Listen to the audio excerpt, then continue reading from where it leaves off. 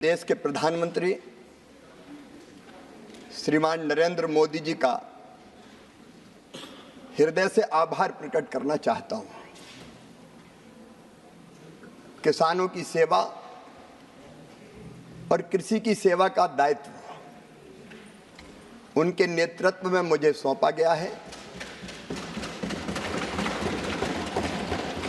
और मैं इस दायित्व को पूरे परिश्रम, ईमानदारी, जिद, जुनून और जज्बे के साथ निभाने का प्रयत्न करूंगा। माननीय उपसभापति जी, मैं माननीय सभी सदस्यों का आभारी हूं।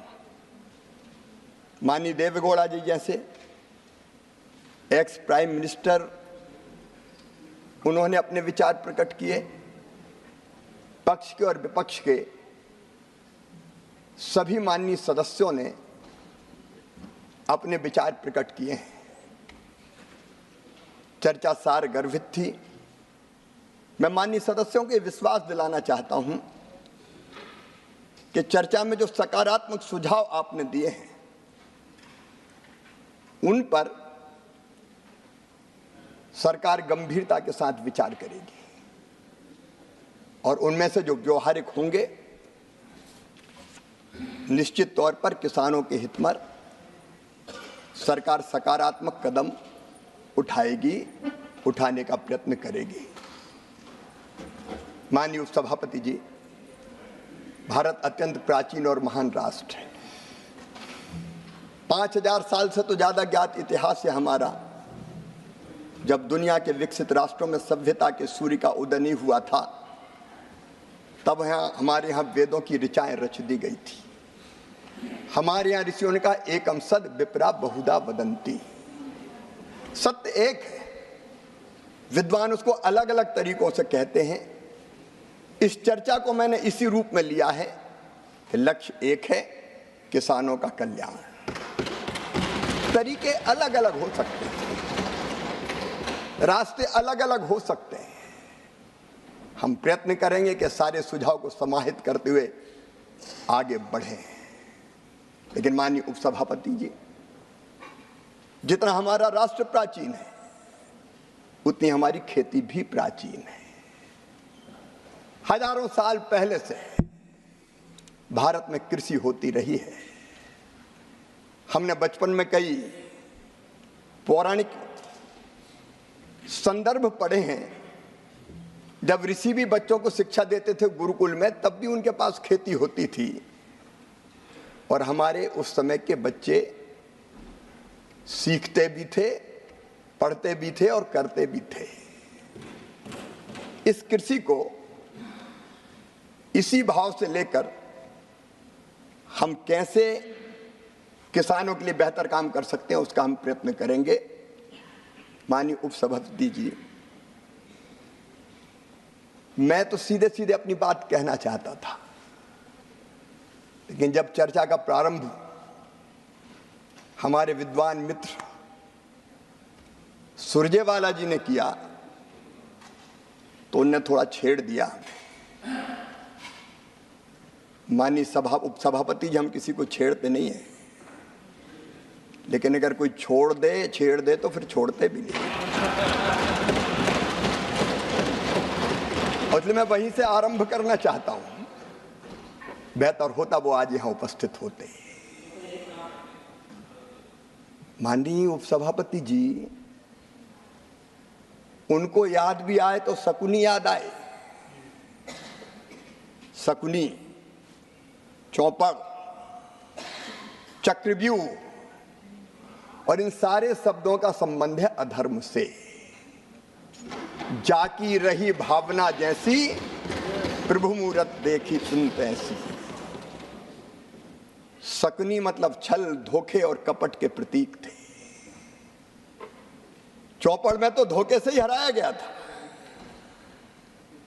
और चक्रव्यूह मतलब फेरवार नहीं, घेर के मारना। अब कांग्रेस को क्यों चक्रव्यूह, शकुनी, चौपड़ ये याद आते हैं?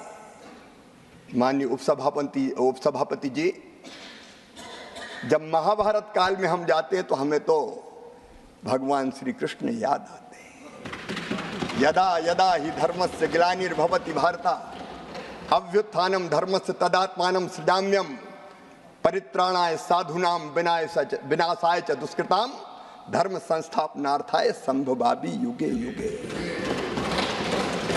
हमको तो कन्हैया याद आते हैं। जब जब धर्म की हानि होगी, अधर्म बढ़ेगा, पाप बढ़ेगा, अत्याचार अनाचार बढ़ेगा, तब तब धर्म की रक्षा और अधर्म के नाश के लिए मैं बार बार आऊंगा, ये भगवान श्री कृष्ण ने कहा था।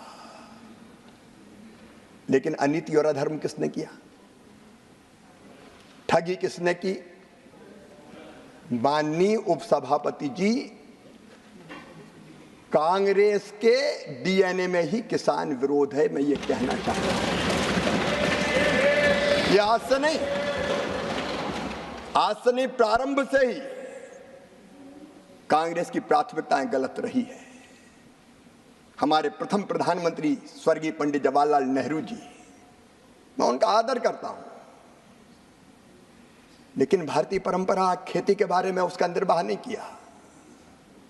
रूस गए, वहां से एक मॉडल देख के आए और कहा कि रूस का मॉडल लागू करो। भारत रत्न चौधरी चरण सिंह जी ने कहा यह नहीं हो सकता, भारत की कृषि की परिस्थितियां बिल्कुल अलग है। प्राथमिकताएं गलत थी उपसभापति जी। 17 वर्ष तक उन्होंने प्रधानमंत्री जी के पद को सुशोभित किया, लेकिन तब क्या होता था? अमेरिका से PL 480 सड़ा हुआ लाल गेहूं भारत को खाने पे विवश और मजबूर होना पड़ा। माननीय उपसभापति जी, स्वर्गीय इंदिरा जी के समय, मुझे अच्छी तरह याद है, हम छोटे थे, उस समय किसानों से जबरदस्ती लेवी वसूली का काम होता था। जबरदस्ती लेवी वसूली जाती थी। अगर 2 क्विंटल भी है तो 1 क्विंटल दे के जाओ। बिंडे खोद दिए जाते थे, रखा हुआ अनाज उठा लिया जाता था। भारत आत्मनिर्भर नहीं हुआ। स्वर्गीय राजीव जी ने भी बात जरूर की,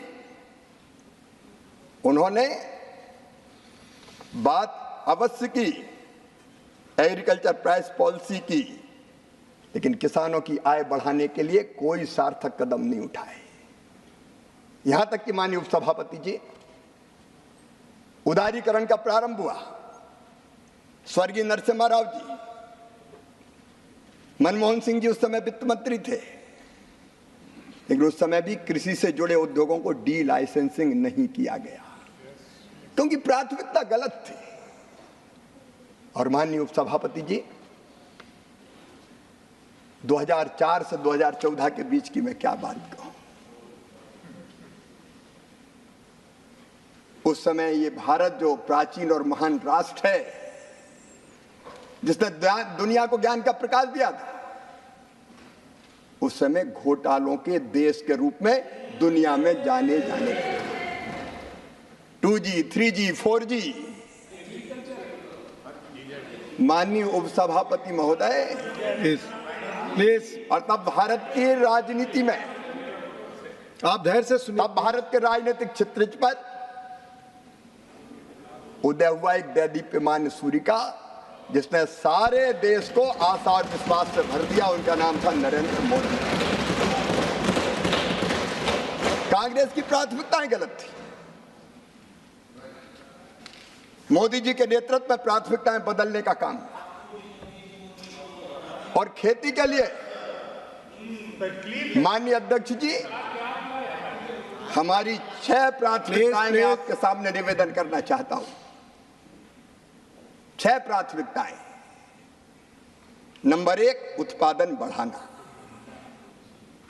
नंबर 2, उत्पादन की लागत घटाना। नंबर 3, उत्पादन के ठीक दाम देना। और नंबर 4, प्राकृतिक आपदा में ठीक राहत की राशि देना। नंबर 5, कृषि का विविधीकरण, खेती में वैल्यू एडिशन। और माननीय अध्यक्ष उपसभापति जी, आने वाली पीढ़ियों के लिए भी धरती सुरक्षित रहे, इसलिए प्राकृतिक खेती को बढ़ावा देने का प्रयास सुविचारित ढंग से यह भारतीय जनता पार्टी की सरकार, एनडीए की सरकार खेती का रोड मैप बना के काम कर रही है। कल कह रहे थे हमारे मित्र, बजट का जिक्र कर रहे थे, बजट कम कर दिया गया। मैं माननीय उपसभापति महोदय ये बताना चाहता हूं, कृषि के लिए बजटीय आवंटन 2013 और 14 में था केवल 27,663 करोड़ रुपया। 2024-25 में यह बढ़कर हो गया 1,32,470 करोड़ रुपया, और यह केवल कृषि विभाग का है। एग्रीकल्चर एंड एलाइड सेक्टर जोड़ दिए जाए तो माननीय अध्यक्ष महोदय, इसमें फर्टिलाइजर की सब्सिडी भी अगर जोड़ दी जाए तो फर्टिलाइजर, सहकारिता, पशुपालन, डेयरी, फूड प्रोसेसिंग, फिशरीज, इन सबको जोड़ दिया जाए तो ये बजट बढ़ के हो जाता है, ये इनका है 1,32,000 तो मैंने बताया कृषि, 152 एलाइड सेक्टर और फर्टिलाइजर सब्सिडी वगैरह सब जोड़ दी जाए तो इसमें 1,75,446.55 करोड़ और जोड़ेगा। मानिए आपके समय ये डिपार्टमेंट एक थे, आप कितने देते थे? माननीय उपसभापति जी, बजट का पर्याप्त प्रावधान है और इसमें सिंचाई तो जोड़ा ही नहीं, सिंचाई तो जोड़ा ही नहीं। जल शक्ति मंत्रालय अलग है, वो सिंचाई के प्रबंध के काम में लगा है। उत्पादन अगर हमको बढ़ाना है तो माननीय उपसभापति जी, पहली प्राथमिकता होगी किसानों के सूखे खेतों में पानी पहुंचाने की। ये हमको करना पड़ेगा, बिना पानी के खेती नहीं होती। और आज मैं कहना चाहता हूं, सिंचाई की व्यवस्थाओं में बरसों तक कांग्रेस की सरकार रही, कभी उतनी गंभीरता से ध्यान नहीं दिया गया। मैं एक नहीं अनेकों उदाहरण दे सकता हूं। मध्य प्रदेश में अगर देखें तो कांग्रेस, राजा, नवाब, अंग्रेज सबने मिला के सिंचाई की व्यवस्था की थी केवल 7.5 लाख हेक्टेयर में, और जब हमारी सरकार आई तो बढ़ा के हमने कर दी थी उसको 47.5 लाख हेक्टेयर, और उसको बढ़ा के 65 लाख हेक्टेयर पे लगातार हमारा काम चल रहा है। प्रधानमंत्री नरेंद्र मोदी, अटल बिहारी वाजपेयी जी, रिवर लिंकिंग की बात उनने की, और रिवर लिंकिंग के प्रोजेक्ट को अगर सबसे पहले साकार किसी ने किया तो गुजरात में जब मुख्यमंत्री थे नरेंद्र मोदी जी, तो उन्होंने किया। नर्मदा जी के पानी को कई नदियों में प्रवाहित करके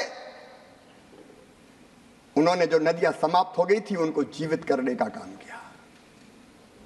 भाजपा शासित राज्यों ने कई जगह काम किया, मध्य प्रदेश में भी। मैं जिनका बहुत आदर करता हूं, पूर्व मुख्यमंत्री रहे आदरणीय दिग्विजय सिंह जी भी यहां बैठे। जब रिवर लिंकिंग की बात आई और यह कहा गया कि क्या नर्मदा जी को छिप्रा जी से जोड़ा जा सकता है, तब उत्तर था उधर से कि नहीं, इम्पॉसिबल। हमने कहा संभव शब्द हमारे शब्दकोश में नहीं है, और तय किया कि नर्मदा जी के पानी को छिप्रा जी में ले जाएंगे और ले जाके दिखा देंगे। नर्मदा छिप्रा, नर्मदा जी गंभीर, नर्मदा जी पार्वती, नर्मदा जी काली सिंध, सबको जोड़ने का काम हुआ।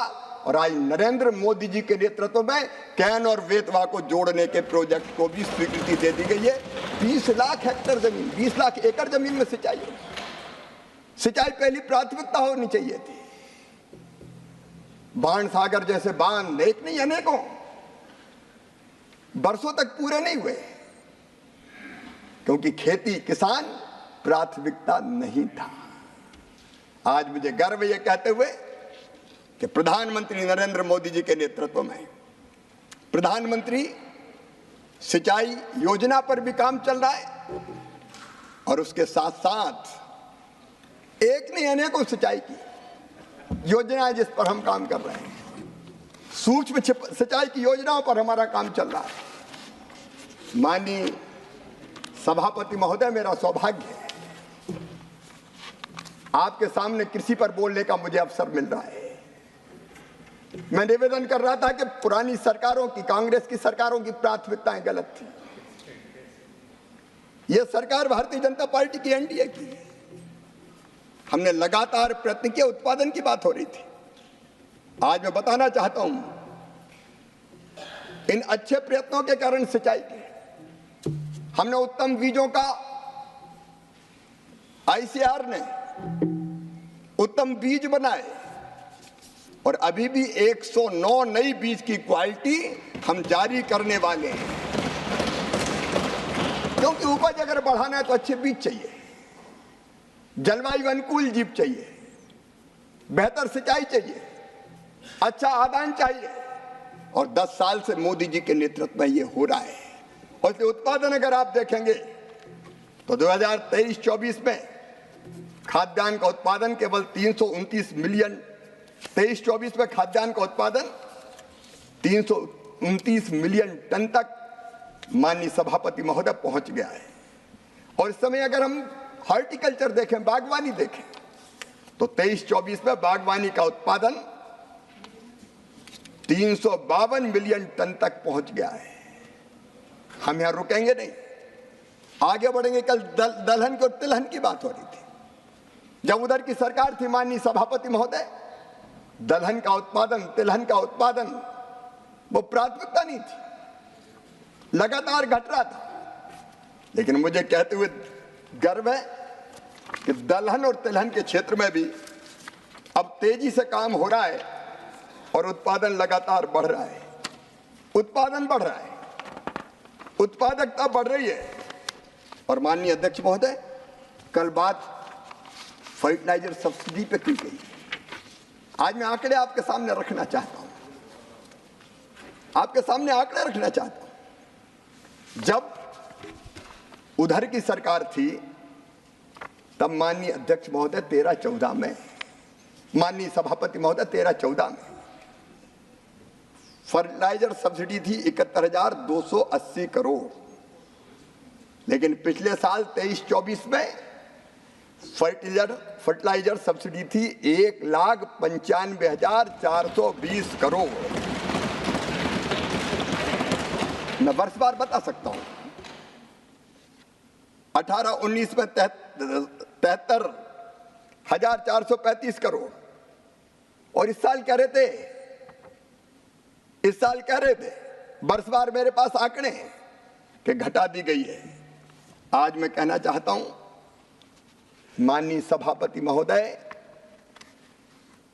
फर्टिलाइजर की सब्सिडी में जितना पैसा लगता है सरकार व्यवस्था करती है। बजट के प्रावधान के अलावा भी अतिरिक्त राशि देनी पड़ती तो दी जाती है। अभी अंतर्राष्ट्रीय परिस्थितियों के कारण डीएपी के जहाज घूम के आए, लंबा मार्ग तय करना पड़ा, समय ज्यादा लगा और इसलिए कीमत बढ़ रही थी। हमने उस बढ़ी हुई कीमत का भार किसान पर नहीं डाला और 2625 करोड़ का स्पेशल पैकेज दिया ताकि सस्ता फर्टिलाइजर किसान को मिलता रहे। आज आपके माध्यम से माननीय सभापति जी मैं बताना चाहता हूं, यूरिया के एक बैग पर हमारे विद्वान मित्र अभी संजय जी बैठे, वो बात कर रहे थे कि मात्रा कम हो गई है। माननीय सभापति जी, यूरिया के एक बैग पर 45 किलोग्राम का 50 से 45 हुआ है, लेकिन लागत भी कम कर दी। अब 45 किलोग्राम पर सरकार सब्सिडी देती है 2,100 रुपया। ये मोदी जी की सरकार देती है। किसानों के लिए केवल 266 रुपया में मिलता है। 2366 रुपए का यूरिया किसान को 266 रुपया में देती है। ये मोदी जी की सरकार, भारतीय जनता पार्टी की सरकार। माननीय सभापति जी, डीएपी का एक बैग 50 किलोग्राम का सरकार सब्सिडी देती है 1083 रुपया, कुल कीमत पड़ती है 2433 रुपया, लेकिन किसान को मिलता है 1350 में। हमने इस कीमत को कभी बढ़ने नहीं दिया। सस्ता खाद मिले, किसान फायदे की खेती कर पाए, इसके लिए एक नहीं अनेकों कदम उठाए गए। और माननीय अध्यक्ष, माननीय सभापति महोदय, मैं आपके माध्यम से आश्वस्त करना चाहता हूं, देश के करोड़ों किसान भाइयों और बहनों को यह सस्ता खाद मोदी जी की भारतीय जनता पार्टी की सरकार देती रहेगी। मैं पानी की बात कर रहा था, पर ड्रॉप मोर क्रॉप। प्रधानमंत्री जी ने मंत्र दिया। पानी की कमी पर कई माननीय सदस्यों ने चिंता जाहिर की थी। अंडरग्राउंड वाटर नीचे जा रहा है, कई जगह सूखे का संकट है, इसलिए पानी की एक एक बूंद हमें बचानी पड़ेगी और इसलिए सूक्ष्म सिंचाई योजना लाई गई। ड्रिप के माध्यम से, स्प्रिंकलर के माध्यम से, प्रेशराइज पाइप के माध्यम से नहर में बहता हुआ पानी सीपेज भी होता है, बाष्पीकरण भी हो जाता है, लेकिन सूक्ष्म सिंचाई योजना ऐसी है जिससे एक एक बूंद पानी सीधे किसान के खेत में पहुंचता है, किसान के खेत में जाता है। पिछली सरकार को पानी का महत्व नहीं मालूम था।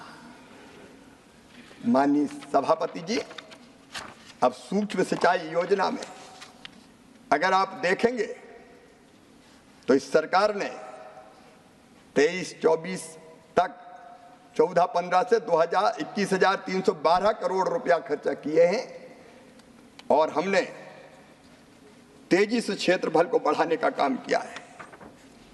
माननीय सभापति जी, कल कृषि के मशीनीकरण की बात हो, सच्चाई बयान करते, चना 3100 आप खरीदते थे, हम खरीदते 5,440। मसूर आप खरीदते थे 2,950, हम खरीदते 6,425। तुअर आप 4300 खरीदते थे, हम खरीदते 7,550। उड़द आप 4300 खरीदते थे, हम खरीदते 7,400। एक एक फसल के रेट।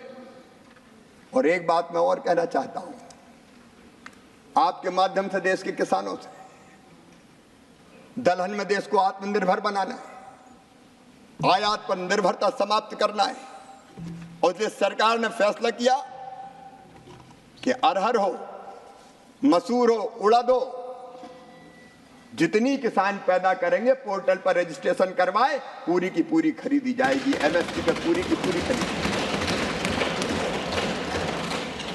कल बात कही जा रही थी विद्वान मित्र सुरजेवाला जी, वो नहीं है माननीय सभापति जी, मेरा तो सब्जेक्ट ही खत्म हो गया, बोल के चले जाते हैं। वो कह रहे थे कि पैदा इतना हुआ खरीदी इतनी, पैदा इतना हुआ खरीदी इतनी। एमएसपी काय के लिए होती सभापति जी? अगर किसान को एमएसपी के नीचे दाम मिले तो वो एमएसपी पे बेचेगा, अगर फसल के ठीक दाम मिले तो एमएसपी पे बेचने नहीं आएगा। अब जानते हैं माननीय सभापति महोदय, मध्य प्रदेश में सरबती गेहूं पैदा होता है। सरबती गेहूं के रेट है 4,000 5,000 रुपया क्विंटल। क्या वो भी एमएसपी पे बिकवाना चाहते हैं?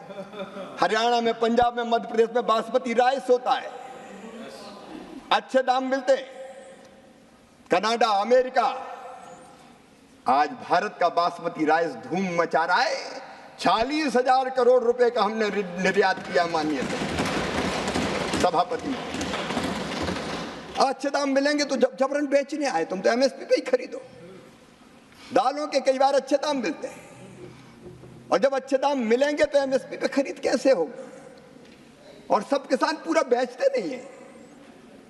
अब उनको पता ही नहीं है कि अपने खाने के लिए भी रखते हैं। गांव में कई बार परंपरा है कि किसान कृषि मजदूरों को पैसे नहीं देते, अनाज ही देते हैं। अब उन्हें आंकड़े पढ़ दिए। अब मुझे पता नहीं खेती से मतलब है कि नहीं है। माननीय मंत्री जी, सभी को यह जानने की बहुत आवश्यकता है। अक्सर हम मुद्दा उठाते हैं कि एमएसपी पर कितना खरीद हो रहा है। एमएसपी पर कम खरीद का मतलब किसान की स्थिति ठीक है और उसको कीमत कहीं और मिल रही है।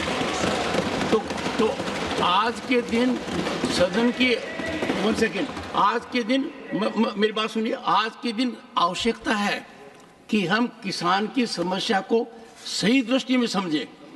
किसान एमएसपी का फायदा उठाना चाहता है जब वो जानता है कि मैं मार्केट में जाता हूं तो मुझे वो कीमत नहीं मिल रही है।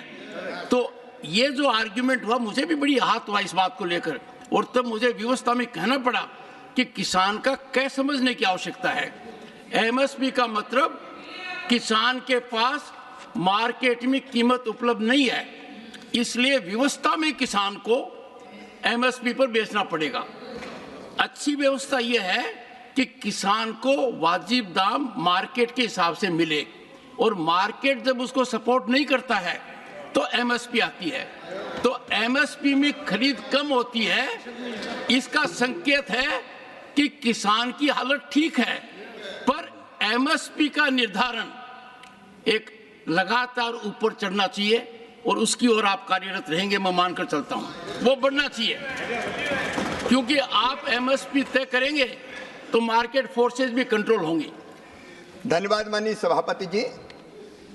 सरकार इस पर निरंतर ध्यान रख के काम करेगी, क्योंकि किसान हमारे लिए केवल इंसान नहीं है, अन्नदाता मतलब जीवन दाता। भारतीय अर्थव्यवस्था की कृषि रीढ़ है और किसान उसके प्राण हैं। हमारे लिए माननीय सभापति जी किसान वोट बैंक नहीं है, हमारे लिए तो किसान भगवान है। किसान की सेवा हमारे लिए भगवान की पूजा है, और वो मानकर ही हम आगे व्यवहार करेंगे। लेकिन बावजूद इसके माननीय सभापति महोदय, धान की खरीदी हो या गेहूं की खरीद हो, जब जब आवश्यकता हुई सरकार ने पर्याप्त खरीदी है। धान की खरीद हमारे 15-16 से लेके 23-24 तक, ये 15-16 में 78 लाख 31 हजार किसानों से हुई थी। मेरे पास आंकड़े, मैं एक एक आंकड़ा रख सकता हूं। तत्कालीन सरकार से जब जरूरत पड़ी, कई गुना ज्यादा अगर खरीद की तो मोदी जी की सरकार ने की, भारतीय जनता पार्टी की सरकार ने की। मैं एक एक आंकड़े नहीं रखना चाहता, सदन का समय नहीं लेना चाहता, लेकिन माननीय सभापति जी, अगर आप देखेंगे, आप तो खरीदते ही नहीं थे।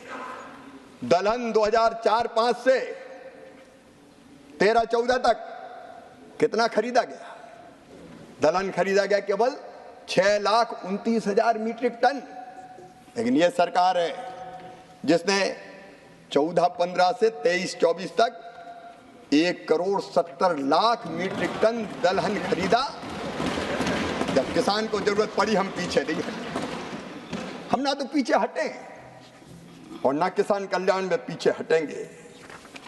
माननीय सभापति जी, आज मैं आपके माध्यम से आश्वस्त करना चाहता हूं, ये सरकार किसानों को निरंतर समर्थन देना जारी रखेगी, मूल्य ठीक मिले, इसके लिए मोदी सरकार प्रतिबद्ध है, संकल्पबद्ध है।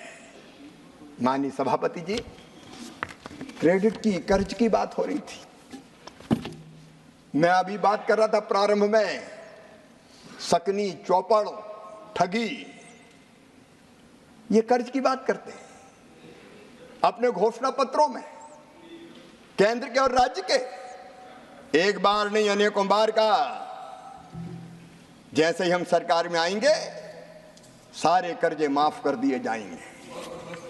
मध्य प्रदेश, छत्तीसगढ़, राजस्थान, इनके नेता गए थे, सभाओं में गिनती गिनते थे, 2 लाख तक के कर्जे माफ 10 दिन के अंदर। और बोलते थे 1 2 3 4 5 6 7 8 9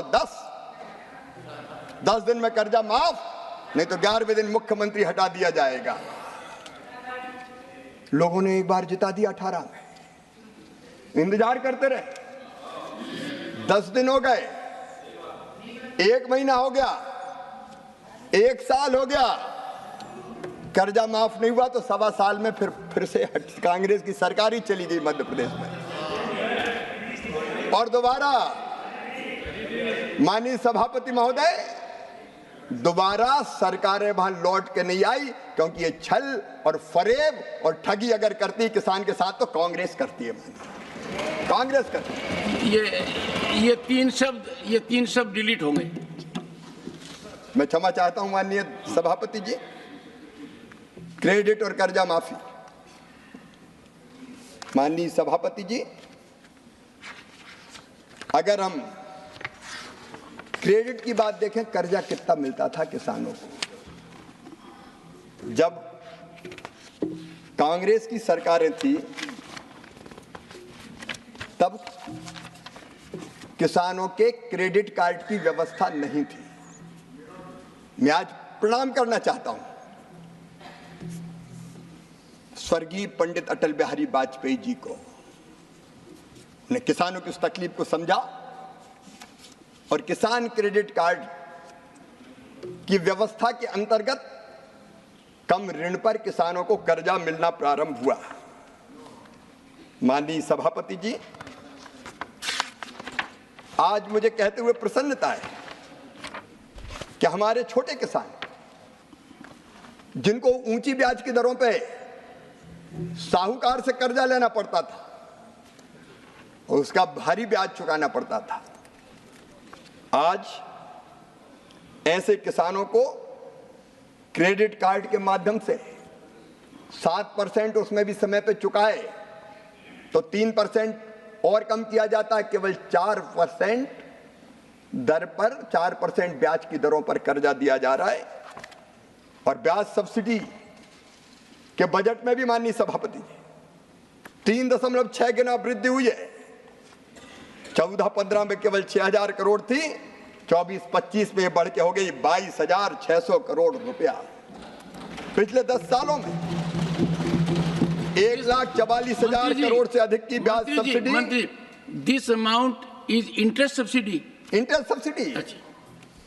और अगर क्रेडिट आप देखें तो इनकी सरकार थी तब क्रेडिट मिलती थी केवल 7 लाख करोड़ की। ये नरेंद्र मोदी जी की सरकार है 25 लाख करोड़ की क्रेडिट, 25 लाख करोड़। और अभी भी अभियान चल रहा है विकसित भारत संकल्प यात्रा में, जो छूट गया आओ, किसान क्रेडिट कार्ड बनवाओ और 3-4% ब्याज की दरों पर कर्जा ले जाओ। कब कांग्रेस के जमाने में ये होता था? माननीय सभापति जी, केवल 10 सालों में जो ब्याज की सब्सिडी है वो 1,44,000 करोड़ रुपए से ज्यादा है। एक बार छोटी मोटी कर्जा माफी हो गई तो उसके बड़े गुण गाते हैं, लेकिन इससे ज्यादा तो हम ब्याज में चुकाते हैं। ये भारतीय जनता पार्टी की, मोदी जी की सरकार है। माननीय, नई बात एक है कि आप 7 लाख देते थे, हम 25 लाख करोड़ देते हैं। और किसानों की बात आप क्या जाने। माननीय फसल बीमा योजना, सभापति जी, कभी भी कांग्रेस ने फसल बीमा योजना पर ध्यान नहीं दिया। मैं जब सांसद था पहले, किसान की फसलें खराब हो जाती थी, हम गेहूं के खराब फसल के पूले तत्कालीन मुख्यमंत्री जी के पास ले जाते थे और उम्मीद करते थे कुछ राहत मिलेगी। लेकिन इनके समय ऐसी फसल बीमा योजना थी कि उसकी यूनिट हुआ करती थी तहसील। मतलब एक किसान की फसल खराब होगी, राहत नहीं मिलेगी, क्लेम नहीं मिलेगा। एक गांव की खराब होगी, क्लेम नहीं मिलेगा। 10 गांव की खराब होगी तो क्लेम नहीं मिलेगा। अगर किसी एक गांव की फसल खराब हो जाए तो भगवान से प्रार्थना करे कि पूरी तहसील की फसलें खराब हो जाए, निपट जाए, तब हमें मिलेगा। ये फसल बीमा योजना चला था, ये फसल बीमा योजना चलती थी, तहसील यूनिट होती थी। मोदी जी के आने के बाद प्रधानमंत्री फसल बीमा योजना बनी, प्रधानमंत्री फसल बीमा योजना। और माननीय सभापति जी, मुझे कहते हुए प्रसन्नता है, आज मैं बताना चाहता हूं, इस फसल बीमा योजना ने पूरे परिदृश्य को बदल के रख दिया है। माननीय सभापति जी, आप तुलना करके देख लीजिए, इनके समय नैस नाम की कांग्रेस की जब सरकार थी, फसल बीमा योजना चलती थी, उसमें ऋण के आवेदन थे केवल 3,51,00,000 और 23-24 में आए 8,69,00,000। जो नॉन लोनी अऋणी किसान आते ही नहीं थे, क्योंकि ये करते थे केवल किस बैंकों के कर्ज का बीमा। अगर धोखे से क्लेम मिल गया तो वो भी बैंक वाले अपना कर्जा काट लेंगे। किसान के पास क्या आता था? किसान को कुछ नहीं मिलता था, बैंक के लोन का बीमा होता था, किसान देखता रह जाता था। अब अलोनी किसान, नॉन लोनी किसान, इनके समय के बीमा करवाते थे, आवेदन आते थे केवल 20 लाख और अब आए हैं 5,48,00,000, 27 गुना से ज्यादा। बीमित क्षेत्र, माननीय सभापति जी, अब 5,98,00,000 हेक्टेयर हो गया है और कुल बीमित राशि इनके समय 82,000 करोड़ हुआ करती थी, अब बढ़ के 2,71,295,000 हो गई है। आप फसल बीमा की आलोचना करते हैं। किसानों के प्रीमियम, इनके समय किसान प्रीमियम देता था 16,442 करोड़, दावों में 63,617 करोड़ मिले और अब 32,440 करोड़ प्रीमियम और 1,64,000 करोड़ रुपया क्लेम किसान को मिला है।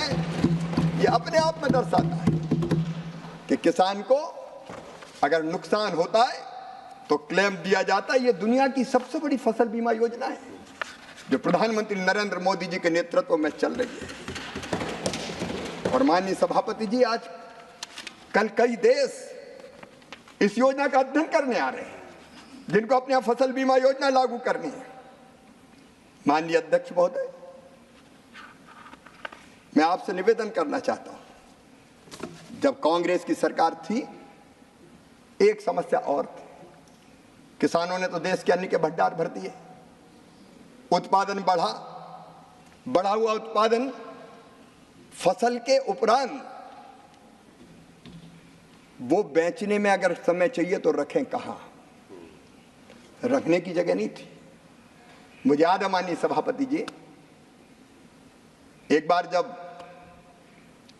शरद जी कृषि मंत्री थे, मैं मध्य प्रदेश का मुख्यमंत्री था, मैं उनके पास आया कि हमें पीडीएस के लिए कुछ अतिरिक्त आवंटन दे दें।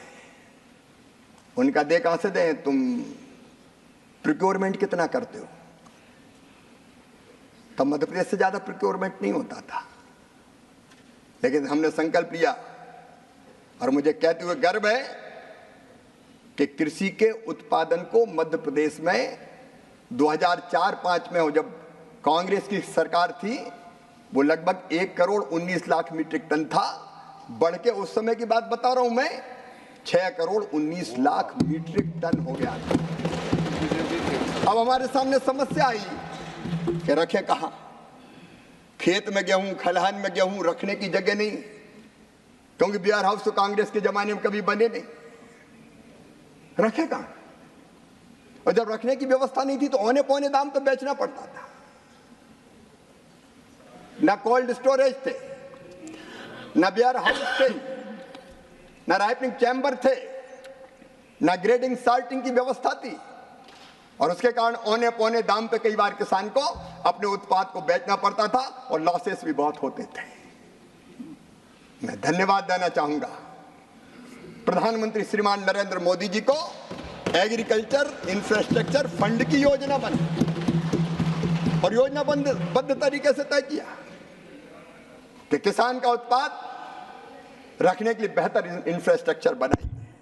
और मुझे कहते हुए प्रसन्नता है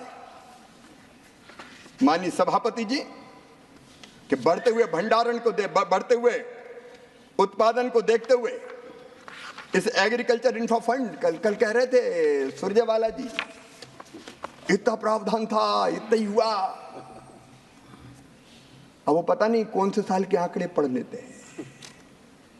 मुझे कहते हुए प्रसन्नता है 2020 में प्रधानमंत्री जी ने 1 लाख करोड़ रुपए के एग्री इंफ्रा फंड की घोषणा की थी और 26 जुलाई 2024 तक मैं जानकारी अपडेट करना चाहता हूं, 72,222 कृषि इंफ्रास्ट्रक्चर परियोजनाओं के लिए 46,080 करोड़ रुपया स्वीकृत हो गए। और इसमें निजी निवेश मिला के, क्योंकि जिसने बनाया उसने खुद का भी लगाया, 76,305 करोड़ रुपए का इन्वेस्टमेंट हो चुका है। 13,569 वेयर हाउस, 13,469 गोदाम, 15,443 प्राथमिक प्रसंस्करण केंद्र, 17,899 कस्टम हायरिंग केंद्र, 3,021 छटाई और ग्रेडिंग इकाइयां, 1,892 कोल्ड स्टोर, कोल्ड चेन और 20,338 अन्य प्रकार की फसलोपरांत प्रबंधन परियोजनाएं और सामुदायिक कृषि परिसंपत्तियां बनी हैं। ये भी किया तो श्रीमान नरेंद्र मोदी जी की सरकार ने किया, भारतीय जनता पार्टी की सरकार ने किया। माननीय सभापति जी, किसान को ठीक दाम मिले, इसके लिए नवाचारों की भी जरूरत थी और इसलिए प्रधानमंत्री जी के नेतृत्व में राष्ट्रीय कृषि मंडी इनाम, इस व्यवस्था को बनाया गया। एक Akhil Bharatiya electronic trading portal है ये इनाम, जो एग्रीकल्चर जिन्स के लिए पंजीकृत राष्ट्रीय बाजार के लिए एक वर्चुअल प्लेटफॉर्म के माध्यम से रियल एपीएमसी के नेटवर्क को तैयार करने का प्रयास करता है। 23 राज्यों, बताते हुए प्रसन्नता है, 23 राज्यों और 4 केंद्रों में 1389 मंडियों को इनाम जारी किया गया है। 28 जुलाई 2024 तक इनाम पोर्टल पर 1,77,00,000 किसान और 2,59,000 व्यापारी पंजीकृत हो गए। इनाम प्लेटफॉर्म पर कुल 10,03,000 टन अनाज और इसके अलावा बांस, पान, नारियल, नींबू, मिठाई सामूहिक रूप से लगभग 3.63 लाख करोड़ रुपए का व्यापार दर्ज किया गया है। अगर दूसरी मंडी में कहीं अच्छे दाम मिल रहे हैं तो किसान के पास कोई व्यवस्था नहीं थी कि वो बेहतर दाम पर बेच सके। इनाम के कारण अब ये धीरे धीरे संभव हो चला है और इससे किसान को बहुत लाभ हुआ है।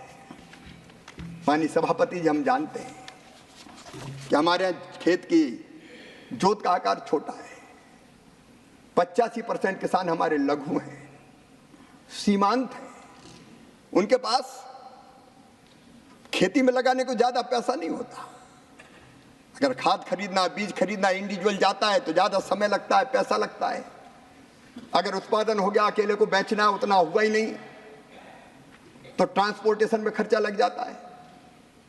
और इसलिए जरूरत थी कि कोई ऐसी व्यवस्था बनाई जाए जहाँ छोटे छोटे किसान एक होके अपना समूह बनाएं, सामूहिक रूप से आदान खरीदें, अपने उत्पादन को सामूहिक रूप से बेचें और अगर जरूरत पड़े तो प्रसंस्करण के काम में भी उतर जाएं। पहले व्यवस्था नहीं थी, लेकिन एफपीओज की व्यवस्था को भी खड़ा किया तो प्रधानमंत्री नरेंद्र मोदी जी के नेतृत्व में ये एनडीए और भारतीय जनता पार्टी की सरकार ने की। आज 8,875 एफपीओज पूरे देश में काम कर रहे हैं। कहा आपने भी था कि हम ऐसे आयात और निर्यात की नीति बनाएंगे, उत्पादक समूह कंपनियों की आय वृद्धि में सहायता करेगी। लेकिन इनको तो किसान चुनाव के समय याद आता है, बाकी भूल जाते हैं। वोट बैंक नहीं माननीय सभापति जी, इंसान है कांग्रेस की प्राथमिकता कभी किसान नहीं रहे, हमने इंसान मान के काम किया है। और इसलिए माननीय सभापति महोदय, इन एफपीओज के माध्यम से माननीय मंत्री जी, we have today about 4.5 minutes. Would you like to conclude today or? माननीय सभापति जी, मेरी विनम्रता पूर्वक प्रार्थना है कि देश के किसान और कृषि की जिम्मेदारी मुझे मिली है, तो कुछ बुनियादी चीजें मैं सदन के माध्यम से रखना चाहता हूं। तो मुझे आप अनुमति देंगे? अगले दिन भी आप बोलने का कहेंगे तो मैं रख नहीं, ये निर्णय आप कीजिए जी। जब तक खत्म नहीं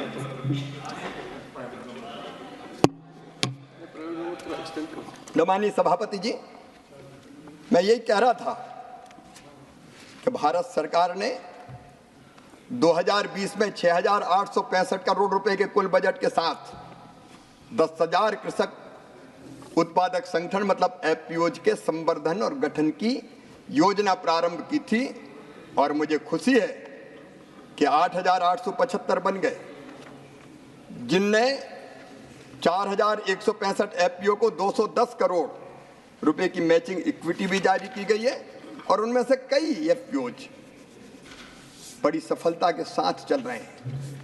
मैं कई सफलता की कहानियां रख सकता हूं, लेकिन आज वक्त मुझे इजाजत नहीं दे रहा। लेकिन मैं कहना चाहता हूं कि इस एफपीओ के किसानों के संगठन को हम आंदोलन का रूप देके छोटे और सीमांत किसानों को ठीक दाम मिले और वो फूड प्रोसेसिंग के क्षेत्र में भी उतर जाए, इसमें कोई कसर नहीं छोड़ेंगे। ये गरीब किसानों की जिंदगी बदलने का काम करेंगे। कभी ये नवाचार नहीं हुए, इसके पहले कभी नवाचार नहीं हुए। माननीय सभापति जी, मैंने कहा था उत्पादन की लागत घटाना है। एक नहीं अनेकों प्रयास उसके लिए किए गए, एक नहीं अनेकों प्रयास मोदी जी के नेतृत्व में। आप केवल कहते रहे, मैं कांग्रेस के घोषणा पत्र उठा के बता सकता हूं। कई बार कहा हम कुछ प्रत्यक्ष सहायता 2004 में कहा, 2009 में कहा हम प्रत्यक्ष सहायता कुछ किसान को देने की योजना पर गंभीरता से विचार कर रहे हैं। आपने कभी डायरेक्ट एक पैसा नहीं दिया।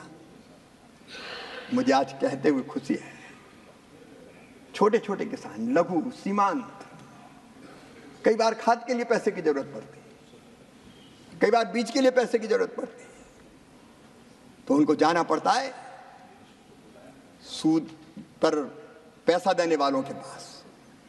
लेकिन इस तकलीफ को भी कभी कांग्रेस ने नहीं पहचाना, क्योंकि किसान कांग्रेस की प्राथमिकता नहीं रहे। पहचाना तो नरेंद्र मोदी जी ने पहचाना, मानिए नरेंद्र मोदी जी ने। और इसलिए प्रधानमंत्री किसान सम्मान निधि ये वास्तव में किसानों का सम्मान था, उनके भाव का सम्मान था। वो टिक सके कृषि और खेती के काम में, इसलिए इस योजना को बनाया गया। 2004 में आपने कहा नहीं किया, 2009 में आपने कहा नहीं किया, लेकिन आज मुझे कहते हुए खुशी है कि मोदी जी ने 3 किस्तों में 6,000 रुपया हर साल, और ऐसे नहीं डीबीटी के माध्यम से, बीच में कोई बिचौलिया नहीं। एक प्रधानमंत्री जी इस देश में हुए थे जो कहते थे 1 रुपया देते हैं 15 पैसा पहुंचता है, लेकिन मोदी जी ने कह दिया ना खाऊंगा ना खाने दूंगा। इसलिए 1 डालते हैं तो सीधा 1 रुपया ही पहुंचता है। Thank you honourable minister, thank you, thank you, thank you. माननीय सभापति महोदय, 3 किस्तों में जब 2-2 हजार रुपया